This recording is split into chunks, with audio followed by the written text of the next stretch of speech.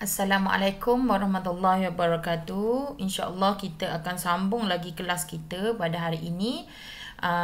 Sambung sikit lagi sambungan daripada yang minggu lepas, iaitu kesan bendasing terhadap takat lebur dan takat didih air. Okey, kalau kita cerita pasal bendasing, sebenarnya dalam silibus kita lah, dalam apa yang perlu kita belajar, bendasing ni hanyalah garam. Okay. Tapi mungkin dalam soalan periksa mungkin dia boleh tukar jadi gula ke jadi benda lain. Okey. Tapi untuk yang kita akan belajar hari ini hanyalah garam. Okey, kesan garam terhadap takat didih. Apa tu takat didih dan takat lebur air? Takat didih ni awak tahulah mendidih air kan? Maknanya air daripada biasa nak jadi wap air. Jadi bila dia nak mendidih, berapa suhu yang dia perlukan? Yang normal adalah 100 darjah Celsius.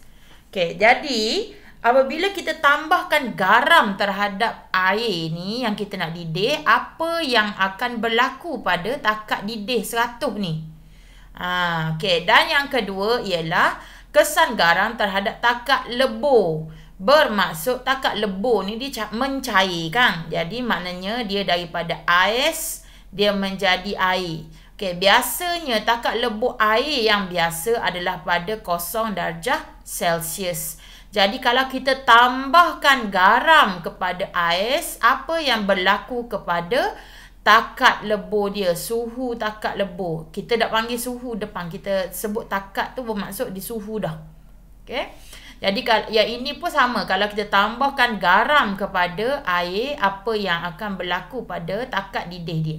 Okey, jadi bila tengok yang pertama ni.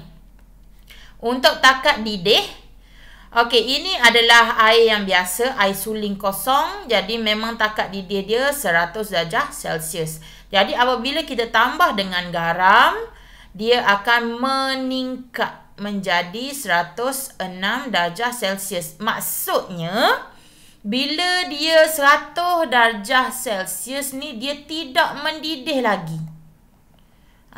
Sebab takat didih dia jadi naik. Dia belum mendidih. Jadi bila dia 106 darjah Celsius, baru dia mendidih. Jadi itu kita panggil takat didih air suling meningkat. Jadi dia bila 100 darjah Celsius ni, dia tidak mendidih lagi. Okey, yang kedua ialah takat lebur menurun. Yang ni ais kepada air. Okey. Jadi kalau pada biasa, suhu biasa, sebenarnya yang ni sebenarnya eksperimen kita akan bubuh air batu belaka. Semuanya air batu. Okey, jadi bila air batu, bila dia start mencair, ada air pada suhu 0 darjah Celsius. Okey, bila air batu ini kita tambahkan garam dalam dia, air batu.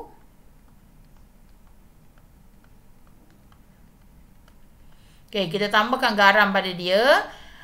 Masa dia 0 darjah Celsius ni, dia belum cair. Jadi dia masih bukan takat lebur.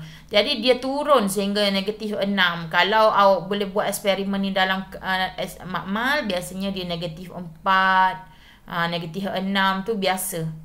Okey. Baru dia akan mencair. Kita tengok suhu dia turun paling minimum, paling bawah sekali berapa. Jadi takat lebur air suling menurun apabila dicampur dengan garam. Okey, jadi maknanya pada suhu 0 darjah Celsius ni belum cair dia. Dia dah cair, dia tahan lama.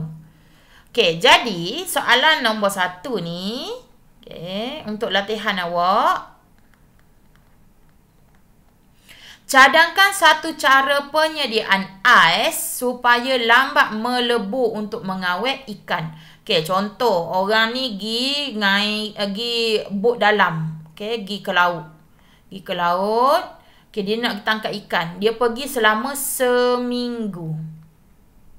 Okey, jadi macam mana tangkapan ikan dia ni?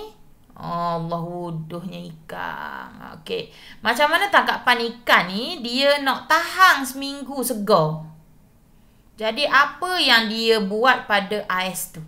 Okey, cari yang tu. Saya nak awak jawab.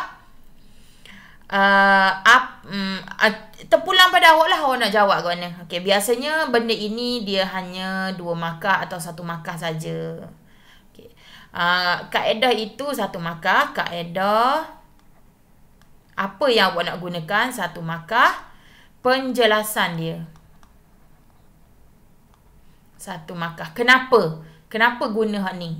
Dia semuanya berkaitan dengan slide yang kita bincangkan ni. Okey, jadi kita akan masuk kepada yang kedua, iaitu penyejatan air. Okey, yang satu lagi ciri air ni dia menyejat. Menyejat tu apa? Ia adalah proses yang berlaku di permukaan air yang menukarkan air menjadi wap air. Okey, contoh kita ada satu bekas air kita letak di bawah cahaya matahari. Okey, jadi air pada permukaan, molekul air pada permukaan dia akan menerima tenaga yang tinggi dan dia akan terbebas menjadi wap air. Hak bawah ni tak terbebas jadi wap air lagi. Dia masih lagi air. Jadi dia hilang hak ni. Bila dia hilang hak ni, barulah yang bawah naik menggantikan yang hilang tadi. Okey, yang ini dia berlaku pada permukaan air. Dia lain dengan mendidih. Kalau kita mendidih, ni lain Mendidih kita letak api daripada bawah, jadi dia panas semua. Dia panas semua. Yang ini kita akan belajar akan datang. Okey, bab haba. Okey, jadi dia tidak sama dengan penyejatan. Penyejatan dia hanya panas di permukaan sahaja. Okey, jadi ada beberapa faktor yang mempengaruhi penyejatan.